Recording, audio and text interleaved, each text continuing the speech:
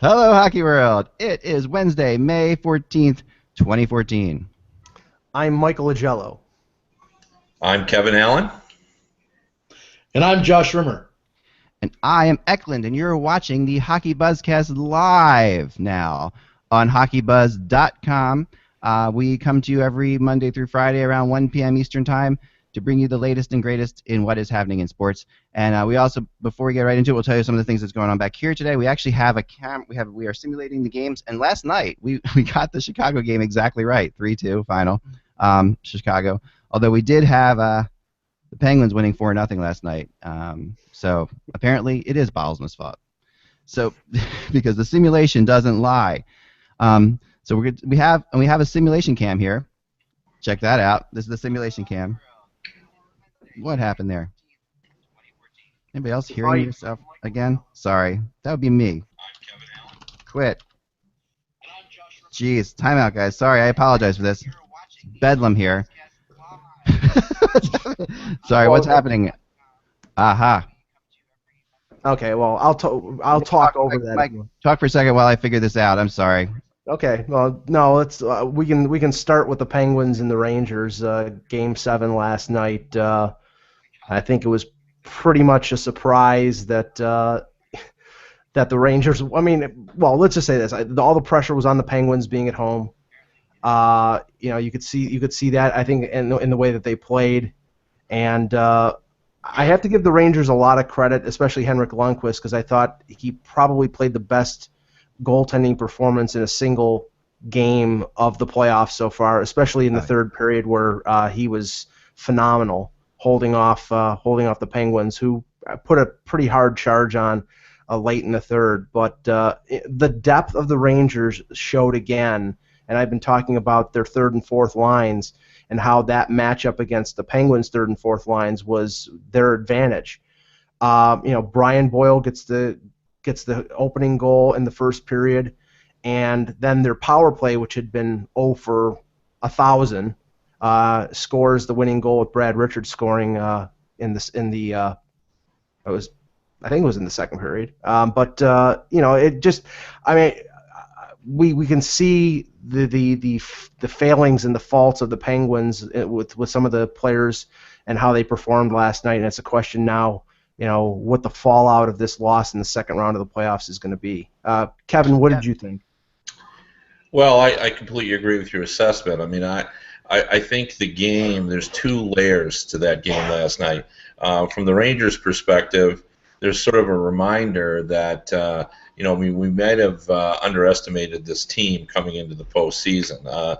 I think this is a deeper team than we thought, and there's also, it's a nice hybrid team. There's remnants of the John Tortorella administration. This is a team that still knows how to play pretty gritty one-on-one defense. They know how to, fortress up in front of the net. They can block shots. They've got guys, obviously, like Girardi and Stahl and McDonough, who play real playoff style of hockey. And then they also now have a much better offensive set. I think they're more dangerous now because of the way Vigneault uses his forwards. He's getting a lot more out of them, I think, than they did under John Tortorella. I think they feel like they have more freedom.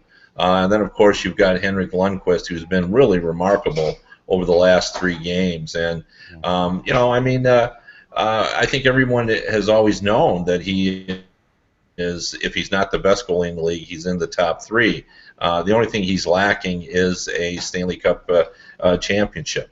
Now, from the Penguins' perspective, I thought last night was sort of a microcosm of the whole postseason. I couldn't agree more. Yeah, I mean, even though I saw afterward they were trumpeting the fact that it was the fewest number of goals they'd ever given up in a 7-game series. You take away the 2 shutouts when they played really well, they gave up 15 goals in 5 games. Mm-hmm. And even last night in a low-scoring game, too many odd man chances, too many times when they looked sloppy. The transition out of their zone wasn't good.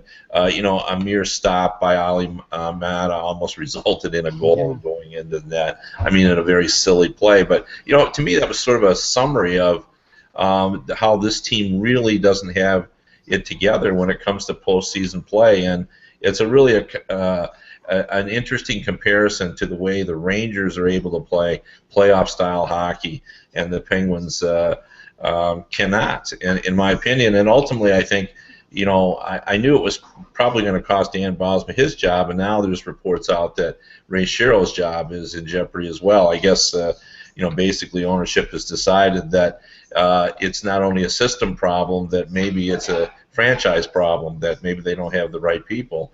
And if that's the assessment, then obviously, Ray Shero could be held accountable. It's a tough one, I mean, it's a really tough one. And I apologize for the beginning there. Now that we're live, I had the live feed coming in like 5 seconds after. So that's just something we've learned, which we will never do again. I'm starting the game back here between these guys, and then we'll continue on. But yeah, I think that honestly, Kevin, you're right. And I put a blog out today to talk about the Penguins and what's wrong with them. And I came up with 4 things. You have Balsma, or four possible things you can change. I mean, you have Balsma, you have Shero, you have Fleury, and then you have what I call like Malkin / Letang. What do you do with these guys? In your opinion, let's go around, and we'll start with you, Kevin, since you were there last night. And then we'll go to Josh. Don't just relax, Josh. I'm antsy. What are your thoughts, Kev? What do you think of those 4 things needs to get fixed? Well, I think Balsma for sure will be gone. I think 5 consecutive playoff runs where they didn't look like they were ready for the postseason. I think he'll pay a price for that. To be honest, I'm surprised about Ray Shero. I think he really transformed he brought the Penguins into the 21st century. Their scouting, their organization, their training habits. It's all very professional now, and that had not been the case before he got there. So I'm surprised at that. I would actually keep him. The idea of Malkin, I know some fans have already emailed me and thought, is it time to move out Malkin? That you can't afford to pay both Malkin and Crosby because that cost you, the combination of those 2 salaries. You get 2 players when normally you should get 3. I don't buy that. I think if you trade Malkin, you lose the identity of the Penguins, and you take away what makes them dangerous, and that is their offense. And I don't think a new defensive system requires really any major changes from Crosby and Malkin. This is not a case, like I've said, in Washington, where you've got to convert Sidney Crosby to make him a better all-around player. He's ready to go in any kind of system you play. And I think Malkin, you just give him the freedom to do that. I think the defensive system will be played by the other players, the other guys who will play sort of a more defensive, grittier style of play. And with regard to the goalie, he has 1 year left on a contract, and if you have already decided that he's not your goalie of the future, then maybe it is time right now to start looking and say, all right, we're going to redo this system now. Let's start with a new goalie. So, I don't know how tradable he is. I don't think Chris Letang, by the way, is all that tradable. When you go through having a stroke, there's a lot of way too much risk there. So I think, Letang, there's nothing wrong with him. He's a top-flight offensive defenseman, so you start with that. But you've got to get a shutdown style of defenseman. Already, fans have emailed me. They're thinking Dion Phaneuf. To me, he's too much of a risk taker for that kind of system. But to me, it just comes around to building a style of play defensively that pretty much mirrors what's going on in the league, which is sort of a construction of a fortress around the net. Yeah. And they don't have a group right now that's capable of doing that. Yeah. I mean, I agree with you, and I think when you look at the whole situation, and Josh, I want you to address this as well. I feel like you have the Marc-Andre Fleury situation. Let me start here. I'm going to give my opinion, then we can move on. I'm sorry, but I honestly feel when in the last 3, or let's say the last 4 playoff series the Penguins have played, they won 2 barely. Right? They beat the Islanders and they beat the Blue Jackets barely, and they lost 2 series. And in each of those 4 series, I felt like they didn't match the emotional level of the team that they were playing against. It really felt like the team they were playing against was at a higher level. And I guess that's coaching, right? So when you look at that, you can say that that's coaching. And then, you also had the Marc-Andre Fleury situation. And like you said, Kevin, the team really pulls for this guy, and they want him to win. And I think that a lot of times they seem to ride the same emotional roller coaster that Fleury rides, which I think they found out last year when they started taking Fleury out of goal and how it worked a little bit better. So yeah, if I was to do something here, I would just do Bylsma though. I wouldn't do Shiro's. Well, I think Shiro's done a heck of a job beyond all the stuff that you're saying. He look at some of the players he brought in. Look at the Jokinen situation. I mean, he's got some players. He's made some good moves to make this team better. I mean, I can't disagree with Scuderi. There's certain moves I think he made that were really strong. Josh, your thoughts? Well, Eck, you talk about emotion, and I think in that Blue Jackets series, they used the fans to get back in the games. These fans were so loud, any building I've ever been in, and the fans are the ones that got this team clicking. That got them back in the game. Obviously, what happened with Marty St. Louis losing his mother, I think that was obviously a big impact on him and even the team.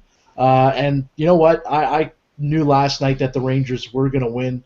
And I said before during the podcast yesterday that Fleury has to bring his A game. He can't let in any softies, otherwise they're going to lose that game, and that's exactly what happened last night. And after the game, watching Marty St. Louis interviewed by Cassie Campbell on Hockey Night in Canada, you could see him choking back tears and how much winning that series meant to him, and obviously all the emotions that he's been going through the last week, I would say. But, yeah, the Penguins, it's going to be interesting to see what they do in the offseason. I mentioned also yesterday Chris Letang. I really worry about him. I think some of the plays he even made last night made me question whether or not he is 100%. Again, I was very happy to see that he came back and played as fast as he did. I think they should have kind of sat him. I know there's no replacing Letang on that blue line, but, you know, coming back from after having a stroke, that's pretty serious, and it's going to be interesting to see what happens in Pittsburgh. You mentioned that they should get rid of Shiro. I agree with you. I think Shiro's a really good general manager. You got to bring in a good coach. I've already heard names, even though obviously they haven't let Bylsma go. We've heard Trotz. I know mentioned on Sportsnet today, maybe Mike Keenan would be a good fit in Pittsburgh. He's won a cup with the Rangers. It's going to be. I'm really excited to see. I mean, I never want to see anyone get fired, but I'm excited to see what the Penguins do if they make that big trade, if they make that big splash. I mean, we've heard the name Malkin and Crosby, whether or not they're going to be able to keep them together. I think they are going to keep them together. Maybe James Neal gets moved out, Fleury gets moved out, Letang gets moved out. Looking forward to what happens at the draft, guys. Yeah, the draft's going to be interesting for sure. Mike, your thoughts on this game, and then I want to ask Kevin a question too about this. Continue.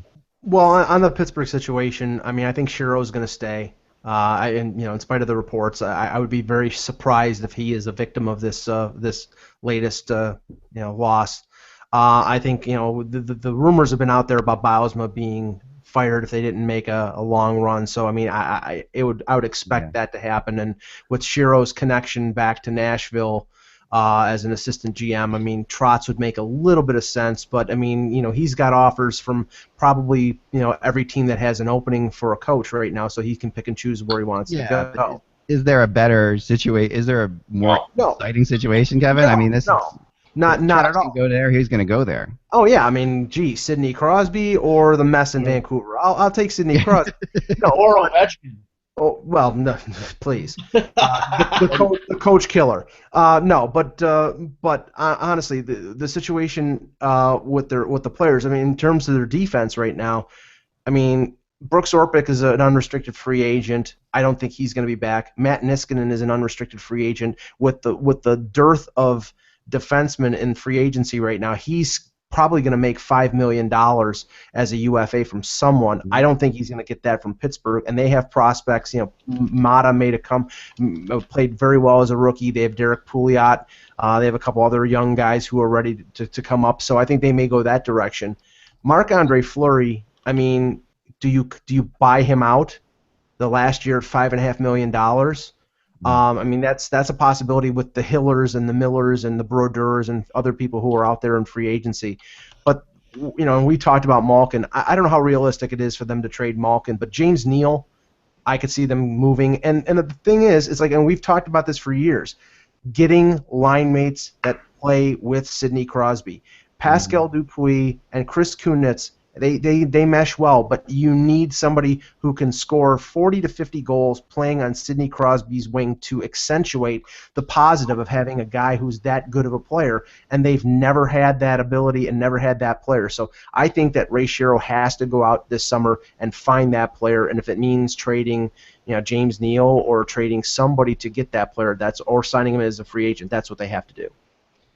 Yeah, I mean, I think they have to go to defense first, though. I mean, I think I agree with Kevin on that. Offense is the offense they have at this point. I really do. But it's complicated, because the minute you trade James Neal, then you've created another hole. That one of their biggest problems is also that I feel like they've always been one forward short. Even when they won the Cup, they were one forward short. They're trying to, you've got two great centers, and the price you pay to have those two great centers is that your salary cap is like $5 million less than everyone else's, because the cost of those two players, as I mentioned before, normally you're getting three players for that cost. Right. So you're missing that $4 million player that could really, really help. And I think James Neal is the likely guy to be traded, but then again, are you going to be able to re-sign Jokinen, who I think has become pretty valuable on that team as well? They don't have as much depth up front as they used to have, and I think that's an issue. But you're also trying to rebuild the defense. That's why Trotz makes so much sense for a variety of reasons. Number one, his entire career has been based on making teams better defensively, more competitive and harder to play against. There's no space when you play the Predators. There's never any room. It feels like they're playing with 10 guys, because everywhere you turn. So even with the personnel they had, if you just had Trotz, he would make them better. Secondly, and I think this is important, he gets along well with players. Like he's not a player's coach, as in he goes out and hangs out with the guys, but they like him. And Shea Weber and Sidney Crosby are good friends. Weber likes Barry Trotz a lot, and I'm sure he's going to tell Sidney, "This is your kind of guy." And I think he'll get along with the superstars. And usually, or often, I should say, you don't get both. You don't get the guy who communicates well and also teaches good defense, because usually those guys have to be hard on players. But I think Trotz would be a great fit, for that organization, and almost perfect.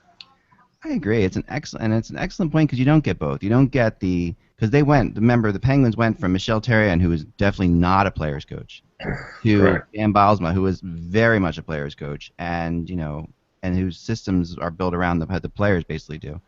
And now, Trotz is very much in between those two guys, and also just has a real good, calm demeanor about himself, and I think can handle the pressure. And my gosh, what a bizarre turn of events for Trotz if he ends up as the Penguins coach right now. Well, I mean, he got fired. Yeah. He's going to get the longest contract of his career, and he's going to get a huge raise, and he's going to get a better team. Like, only in America. I know. That's right. Or Canada. So before we go to you, Josh, I just want to point out that our game simulation here between the Canadiens and Bruins is now tied at 1. We have Gallagher, who this game apparently loves, who scores every goal in this game, has tied the game at 1. So we'll keep going back to that as best we can. And now, Josh, continue on. You had a thought here. I just wanted to bring up the fact again in the game last night, the Rangers and the Penguins.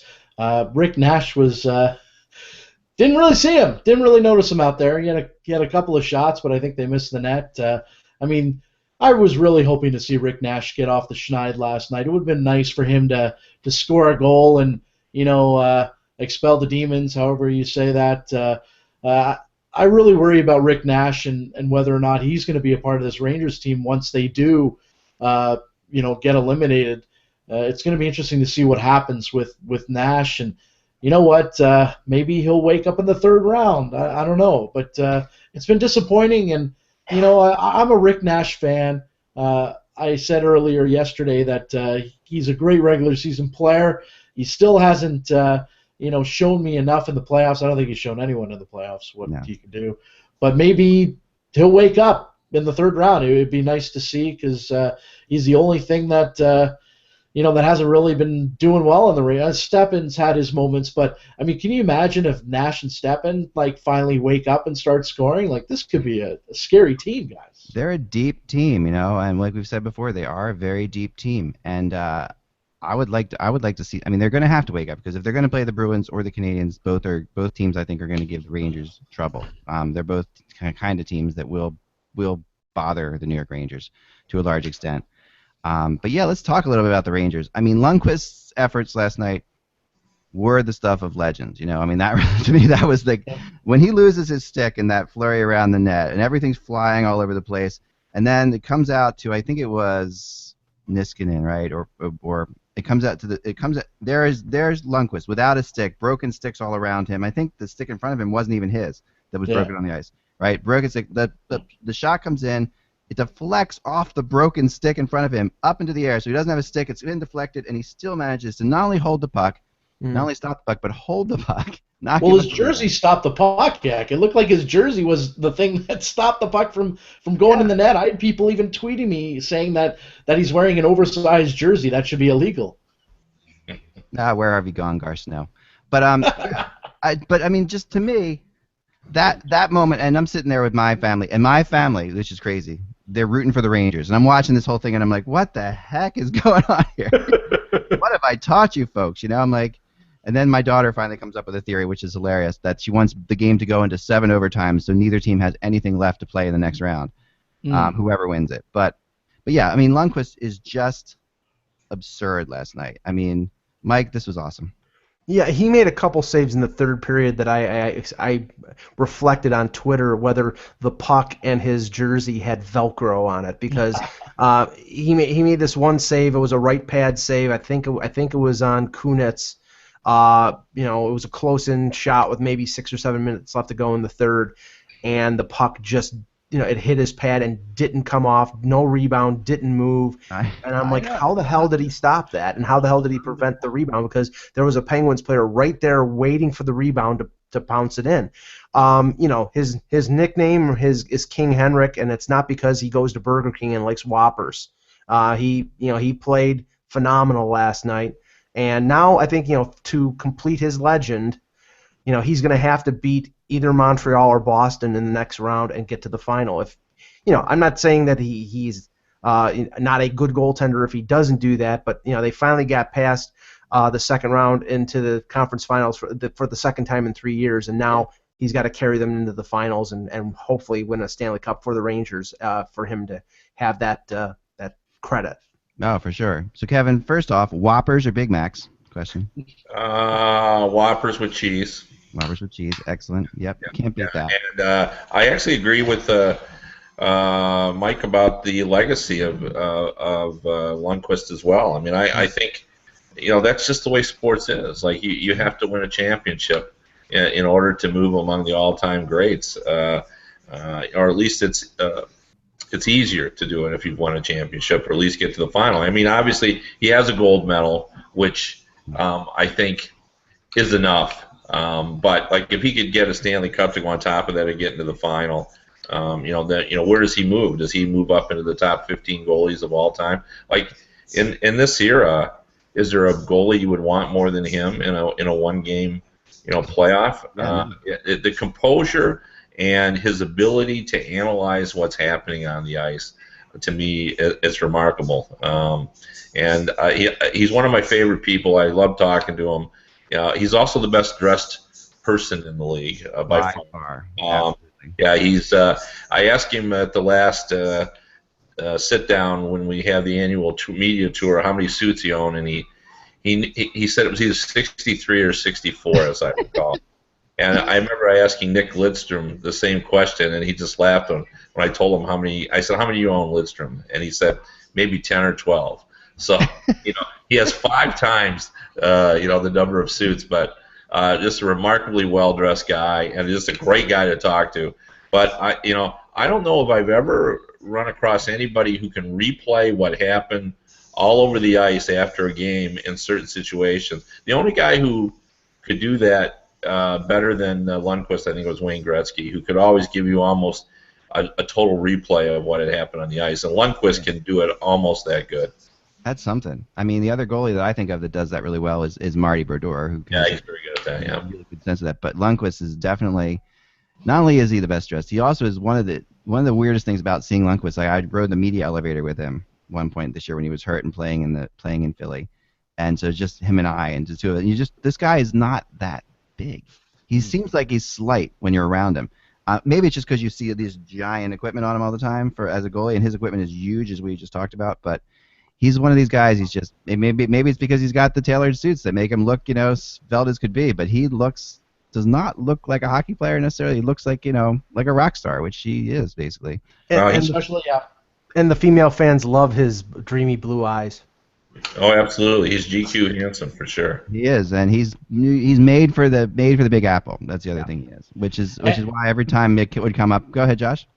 Oh, sorry. I was just going to say, he had a huge game last night, probably his biggest game ever. I can't think of any other game that he's ever played where he was just so dominant last night. I mean, when I was watching him last night, I was thinking, you know what, this is like Wah material. This is Brodeur material. Yeah. I mean, Vigneault on the bench was probably thinking, hey, Luongo couldn't do that for us when we were in the finals. I mean, he was probably thinking, counting his lucky stars that he had a goaltender like Lundqvist between the pipes, because the guy was just sensational. He was fantastic.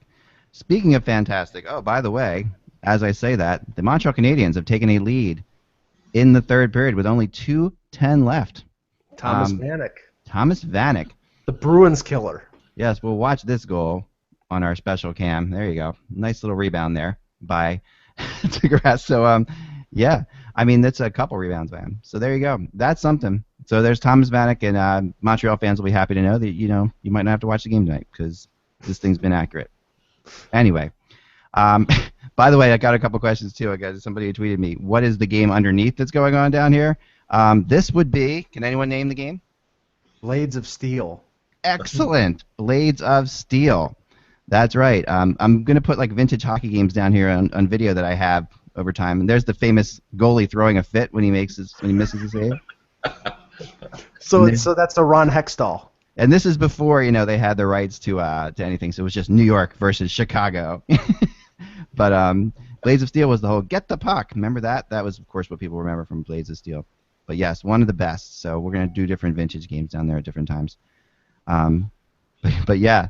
So to me, I mean, not only was Lundqvist unbelievable last night, but the other game was stolen by a goalie as well. I think Corey Crawford played maybe his best playoff game of his career, and perhaps the first time I personally, I don't know why, I've always been tough on Corey Crawford. A lot of people have, just never saw this what a lot of people saw, but I think this might have been, the first time he actually won a series for Chicago. Kev? Well, that's interesting. Like, I was sold last year on him, and I know he's had some doubters this time around.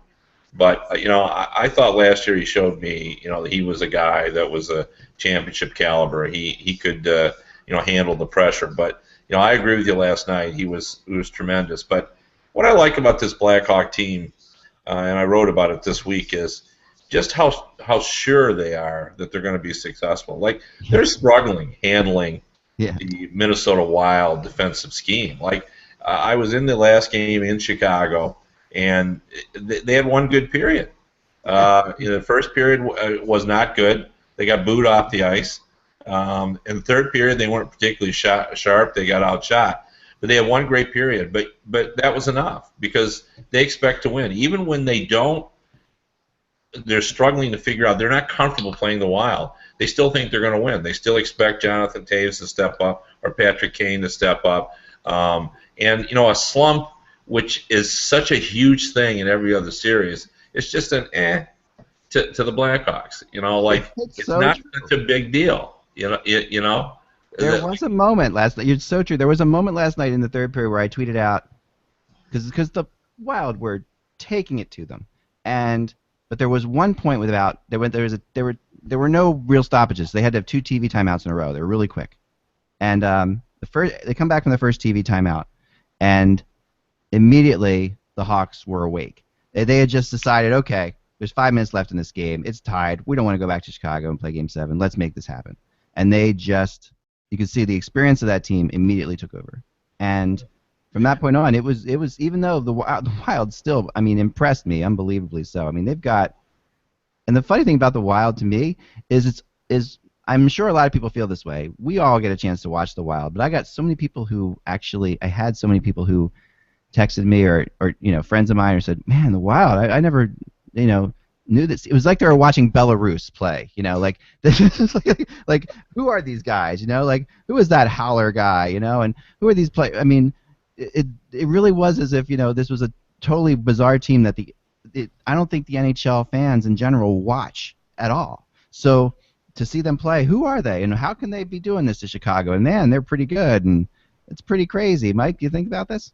Yeah, is that Charlie Coyle from Minsk, or what's going on? Exactly. No, I mean, I was impressed with the Wild. I don't get a chance to see them as much as people who are fans of them. They impressed me. Kids like Nino Niederreiter, who I think the Islanders were quick to get rid of and mishandled as a young player, and he played very well in the series.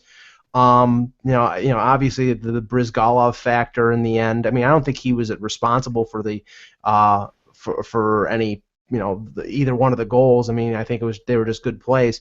By the way, can Patrick Kane score an overtime goal that's not weird? Because I mean, the winning goal against that Patrick Kane goal was, I mean, as explosive of a goal as you'll ever see. I mean, he saw that. If you watch the replay of that, he saw that play developing way before the puck was there, where he eventually picked it up. And like the acceleration was incredible. And like the cup-winning goal against Philadelphia, he knew that he had scored and nobody else did, because everybody else was, he was celebrating as he was skating around the net, and and nobody else was. And then they finally put the puck back in the net again, and then there was no doubt. But to your point, Crawford made 14 saves in the second period and kept the Blackhawks in that game. If he would have allowed the goal to probably to put the Wild up 2-1, I think we'd be going back to Chicago for Game 7. But he stood up, he played remarkably well, and I mean, I've been as much of a critic of him as possible as others. I mean, it's sort of like that Chris Osgood syndrome, where you got a great team in front of him, so you don't respect the goalie as much. But I think he's played pretty well in this playoffs. He has, and I mean, but there were moments last night. I mean, there were crazy moments last night where the puck's going off the crossbar, hitting this post, hitting that post, and the one breakaway. There were 2 back-to-back saves that Crawford made on breakaways, where he had to make 2 saves on the breakaways. Like he made the save and then he made the rebound save, and then the rebound save was a glove save. And I was just, man, Crawford is kind of like you said, Kevin, kind of like nerves as steel out there, and just like the Hawks are, they just decided they wanted to win the game, and they won the game. And that's what it felt like to me, Josh. I mean, that's what I was seeing. Well, I was really impressed with that kid Hula in Minnesota. I mean, I'm like, who is this guy? Look Holler, how fast right? he is. Makes me want to holler, I call him. Is it Hula or Holler? Holler, right? Is it Holler? Kevin? I thought it was Hula. Yes, Eckland's right. Holler. Yeah. Shows you what I know. But I mean, that guy is fast. By the way, Josh, we need Kevin here more often, because we need someone to say what he just said more often. Eckland's always right. That's right. Eckland's always right. Because I want to bring Kevin in on our debate that we had the other night in a second, because we're going to talk about the LA thing. But go ahead. But yeah, you're right. I mean, who is this kid? The gutsy call? Yeah, no. We'll be there in a second. But holla, I mean, makes me want to holla. Yeah. He's got speed. He's a little Patrick Kane, that guy, is what he is. There's a little Patrick Kane in that kid.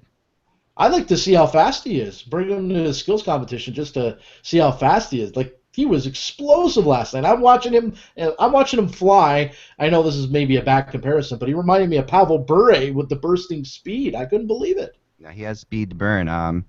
Kevin, what's his story? I mean, you probably have followed the Wild more than we have. Well, I mean, he's played this well throughout the whole postseason. It's not like it's happened in the last couple of games. But getting to your point about the Wild, I mean, I think it is true that nobody pays attention to him. Like this is their coming out party. This is the debutante ball, and they're coming down the stairwell. Everybody's paying attention to him. Like, nobody pays attention to the Minnesota Wild, and I think that's owner Craig Leopold's probably biggest complaint about his team, and it's why they haven't been able to get a Winter Classic. They're not on television much. Is like nobody knows their team. Even getting Zach Parise and Ryan Suter hasn't helped as much as they would have liked in terms of getting national recognition. And what they're going to have to win. Their style of play is not fun to watch. Yeah. Although I would say that this, even though I think they're still a more of a defensive team, I think they're a lot more exciting than people realize. They have more offensive talent there. They're a lot more fast than people realize. I mean, they're 3D. And I didn't think Brizgalov was a factor in that at all. In the end, I mean, you can make a case that you don't pay a goalie to make the easy saves. You pay him to stop Kane, but Kane probably thought he was going to score that goal 2 days ago. I mean, he just scores big goals. That's what he does. And Taves is the same way. Like, the survival skills are an athletic talent, and that's what the Blackhawks have. They know how to hang on when people are trying to throw them overboard. When they're about to go over the cliff, they hold on with 2 fingers and they pull themselves back up, and they get caught in the traps and they wiggle out. And that's what they did. And in this game, Crawford bailed them out. They hung in there.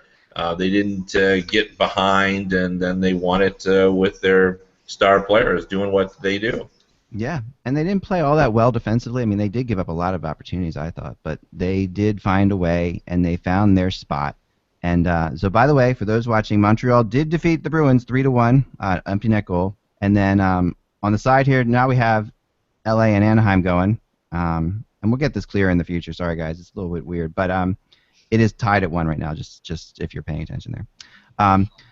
But yeah, I mean, look at what Crawford did last night, and he comes through with them when they need it the most. And then look at I think Jonathan Taves has played huge stuff in the playoffs. I mean, really for all the criticism that's been leveled on Crosby, people can't praise Jonathan Taves enough right now for what he's doing. And Patrick Kane, man, that backhand. I mean, I wrote it out. Is there a better backhand in the NHL, Josh, than this? I mean, than Patrick Kane? No. I didn't even notice it went in either when I'm watching last night. Basically, half asleep watching the overtime. I mean, it seemed like he was the only one that knew that puck went in. No one else saw it. Obviously, one of the referees ended up pointing to the goal, but yeah, I mean, that backhander is pretty deadly and pretty slick. It's so slick that you could barely even see the puck go in. That was crazy. It was amazing. It was quite a shot, and but it was one of those things that you really saw him explode. You saw Patrick Kane's explosiveness, and he has now won. He won. How many series has this guy won in overtime? And how did he know it went in, Heck? Because he's got unbelievable vision, like Kevin said. He knew he scored the goal yesterday. I mean, he's won at least 3 series now. Right. At least 3 series now, Kevin, right, in overtime? Oh, for sure, yeah. He scored a lot of big goals. That's just what he does. That's he's just one of those dynamic players. And if you remember his interview after the game, they asked him when he knew he had him, and he pretty much said, he could see the play developing before it happened. That's his shtick. He exploded. He just exploded. Mike? That's his second overtime winner in this playoffs. He scored the overtime winner, I think it was in Game 5 against St. Louis. So, yeah, 2 overtime winners this playoff. So, yeah, sickening was all I can say. Run for a trophy there. Am I wrong in saying that they should cast him as Luke Skywalker in the next Star Wars since he's with the Force? One with the Force? That's pretty good. I know. It is being filmed right now, as you know. The new Star Wars. It is being filmed. Guess you're excited about that. I have a friend who actually is involved in it a little bit, so my son's dying to get on, but no one's getting anywhere close to the Star Wars sets. Trust me on that one. But so you're personal friends with Harrison Ford, is what you're saying? No. Actually, Princess Leia about Harrison Ford. No, absolutely not. One little thing about Harrison Ford, since you bring him up, Harrison Ford used to be a carpenter before he became an actor, as you probably know. Employed by my grandfather. My grandfather had him as a carpenter for his building corporation in California. Wow. Anyway. Wow. That's useless information. No, that's pretty interesting. I mean, not the first person who's been a carpenter that went on to stardom, but yeah, definitely important. He was the one. My grandfather was the one that sent him over to Sergio Menendez's house to build that studio, which got him the part in Star Wars. Holy cow! Yeah. Kjell Samuelson was also a carpenter before. Oh wow! Wow. And by the way, just as an aside, there's an incredible video on YouTube if you're a Star Wars fan, because we're into Star Wars for a second here. I did a podcast the other day called Cord Killers. Just go to cordkillers.com. You can see me on it. And I do this podcast. I love this podcast. These guys are great. And they showed a video there's a documentary being made right now about the people who played the roles in Star Wars who wore masks, like Boba Fett or some of the other guys or some of the stormtroopers, and their lives now. They still can go to like the Comic-Cons of the world and make $3,000 for signing autographs, and they just have a picture. They'll have their mask on the table next to them, and there they are, and they're the ones who wore the masks in the movie, and what's come of their lives. It's really good. I'll tweet out the link to it at some point. It's a really interesting. Right now, I just saw the trailer for it, but my gosh, it was fascinating. So anyway, that's an aside. I'm Stormtrooper number 26. Exactly, that's what it was like. It was like and they have pictures of they'll have a slide from the movie, and there were the stormtroopers, then there were the guys, the Imperial Army guys, I guess they were, or I'm not sure, the guys who wore just the hats, the green hats, forget what they were, but there was a pic. One of the guys is like, and that's me, I'm that one in that that hat right there, but, and this guy's on the circuit for the last 10 years signing autographs. So there you go. Only in America, as Kevin said. I can tell you love Star Wars because I think you have like 4 R2-D2s behind you. There are at least 4 R2-D2s behind me at all times. And I built 2 of them, so that's another story for another day. Wow. So yes, let's move on to tonight, because we have a big one tonight, to say the least. While Springsteen is rocking, and I'm in Hershey Park with my dear wife, who makes me go to every Springsteen concert imaginable. Kevin, the Canadians and Bruins are going to be continuing their rivalry, and what do you think happens here? Well, I think the Bruins are going to win this one finally. I mean, you play the regular season for home ice. I know it didn't happen last night, but the majority of Game 7s are won by the home team. And I think the Bruins are a team that knows how to take advantage of the home ice. And, I think we've been setting them up as a team that's built for the playoffs. I think tonight they show it. The Montreal Canadiens have been very, very impressive. They're not going to go out easy, but, the Bruins are a good team, and I think they'll show it tonight. Mike? I think the Bruins. I picked the Bruins in 7. I think one of the things that factored into my analysis of it was the fact that when it got to a 7th game, the Bruins would be able to take advantage of the fact that referees normally do not want to get involved in the end result of a series and will let teams play a little looser and a little more physical in a Game 7 scenario, and I think that they will take advantage of that. Not to say that they're going to run Carey Price, because they're not going to do that, but I'm sure they're going to try to get in his kitchen. I'm sure they're going to try to annoy PK Subban. I'm sure they're going to hit Pacioretty and try to draw guys like Brendan Gallagher into retaliatory penalties. The first goal is going to be key here. If Montreal gets a 1-0 lead, I'm sure the pressure will immediately swing to the Bruins. But both teams have pressure, obviously in a game 7 scenario. I think the only way Montreal wins this game is if Carey Price puts up a Henrik Lundqvist-like performance tonight. He played very well in the Olympics, but this is not the Olympics, and he doesn't have Shea Weber and Drew Doughty in front of him. He's got a defense that I think has played well, but they're not as good as that Olympic defense. So I think Carey Price needs to stand on his head for them to win. I think the Bruins are going to win tonight. By the way, speaking of goalies and speaking of the Olympics, you notice any common denominator about the teams still playing right now? Olympic goalies. Look at Rask, Lundqvist, Quick, Price. Mm-hmm. Josh? Yeah, that's interesting. that's I didn't think about that. He's stunned. All right. Well, Josh is thinking about that. That's almost as stunning as both. Tarian and Julian were defensive partners with the Baltimore Skipjacks in the early '80s. Wow. Were they? Okay. Didn't know that. Not as stunning as what I said, but yeah, it is stunning. I wanted to throw something close to it, but anyway. By the way, 2-2 in the Anaheim LA game. So Kevin, you really think the Bruins? Is this like the Chicago Blackhawks too, where they have the ability to turn on that gear? Yes. To me, they're very similar. I mean, they're built for the postseason. I think Rask, it's time for him to have a big game. I agree with Mike, though. I mean, this is, if they're going to steal the series, I'm talking about the Canadians, and steal only because they were the lower seed. It will be because Carey Price, steps up and does play, the best game of his life. The one thing about the Olympics is it's given him a lot of confidence. Like he's really been a lot more confident since he's come back. Like when you went on that world stage, I think it just sort of does something to you. And clearly it's made him, like any doubts that he might have had, and I don't think he had a lot, but they've been erased. Like he's been completely different. Yeah, he has been. I agree with you, and that's a really good point. I was thinking about what it was about his game. He seems to have become a veteran goalie overnight, and for me, it always felt like not a veteran goalie. I don't know why, even though he's been in the league for a while. He feels like he's a veteran goalie now. He looks like he has that calm and demeanor about himself.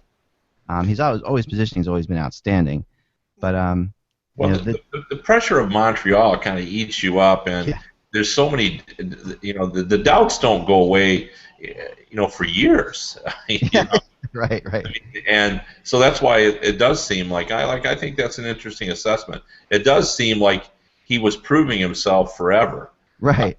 And now he's like finally has. And that's ridiculous when you think about it. But but I agree with that assessment. But the Canadians have been so impressive. Like they've really been sort of a poor man's version of the Bruins. I mean, we always want to think of the Canadians as an offensive team, but they've sort of outdone the Bruins in Bruin style hockey for a lot of the games here. Oh, that's very true, and it is interesting that these games have taken on they sort of have all taken on different characteristics very early, Josh. Like you've seen these games, you can sort of tell where these games are going to go pretty much from the beginning, and you don't know who's going to win, but there's been a different vibe in a lot of these games. I can even tell you what's going to happen the day before, Eck, and I've been doing that. I think Boston's going to win the next one, and I've been saying this, Zdeno Chara, he's the leader in that locker room that's going to get this team playing.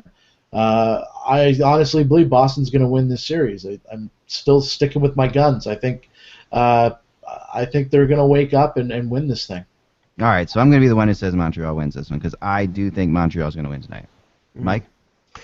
I have to give a lot of credit to Marc Bergevin, the Canadiens general manager, for a couple moves that he made at the deadline, getting Weaver, the defenseman, a veteran guy, for a fifth-round draft pick, and he's been really a solid stabilizing force on their blue line. And, he got Thomas Vanek for a song because of the way he managed the cap throughout the season. He had the ability to take the entire contract or the entire portion of that the Islanders had of that contract, where other teams like Toronto, who apparently were in the mix for Vanek, couldn't do that. And Garth Snow and the Islanders, being as fiscally cheap as they are, they wanted to dump the entire contract and not have to pay anything for the remainder of the season. So, and Vanek, he scored 2 goals in Game 6, and he is historically a Bruins killer. So if he scores a key goal tonight, it'll help the Canadians in the short term, and I'm sure help Vanek in the long term when he goes elsewhere in free agency in July. Right. Yeah. By the way, bonus points if anyone out there can name the song that Vanek was traded for. Anyone? Can name the what, sorry? The song that Vanek was traded for. Mike just said they got him for a song. I just wanted to... Come on, pay attention, Josh. Need some creativity out there. While my guitar gently weeps by the beginning. There we go. There's something. I appreciate that. There you go. So Marian Gaborik has just scored over here, by the way, to up the Kings. This is a back and forth game, and apparently, this is right now. I think we're at 3-2 LA. So yeah, but I would say this song, I'm gonna get you, sucker. Maybe. How about that one? That was my song. That's the song he was sent for because that was a ridiculous trade. But and I feel bad for Garth Snow in that trade because I don't think he had any options. He couldn't bring back any money, but in the trade deal. But it was one of those ridiculous trades. Is there a song called "What Were You Thinking"? There's got to be. Yeah. But anyway.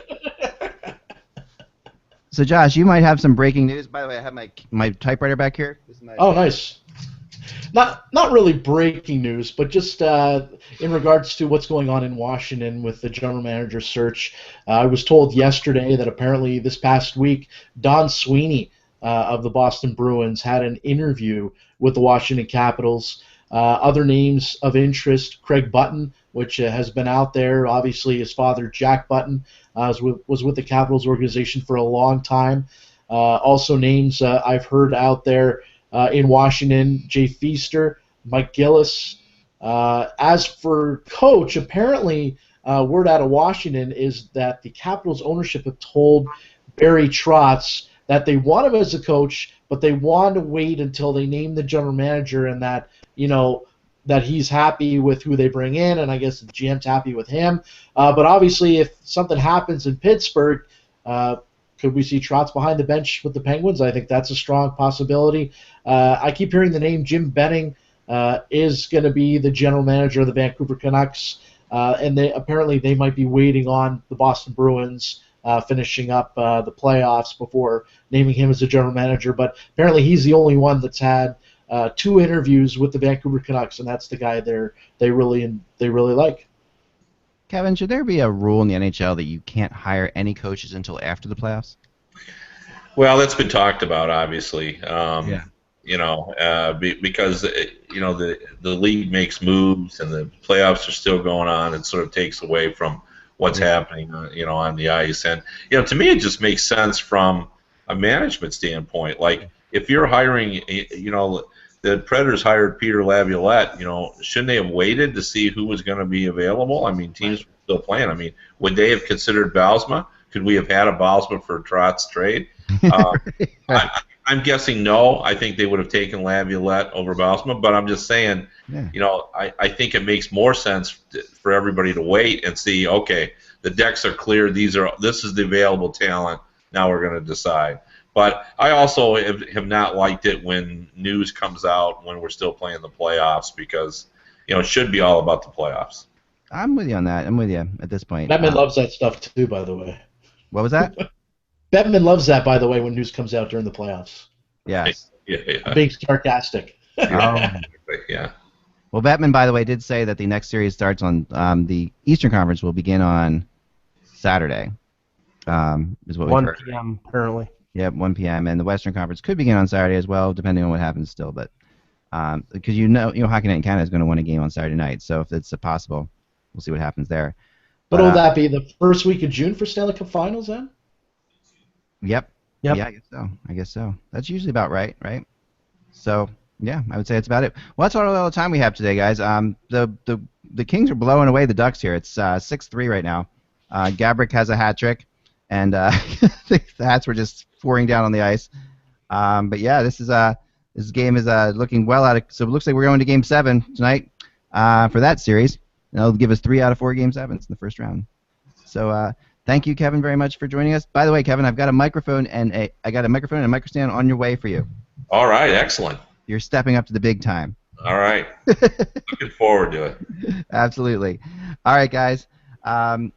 Remember, without the buzz, it's just hockey. Talk to you soon.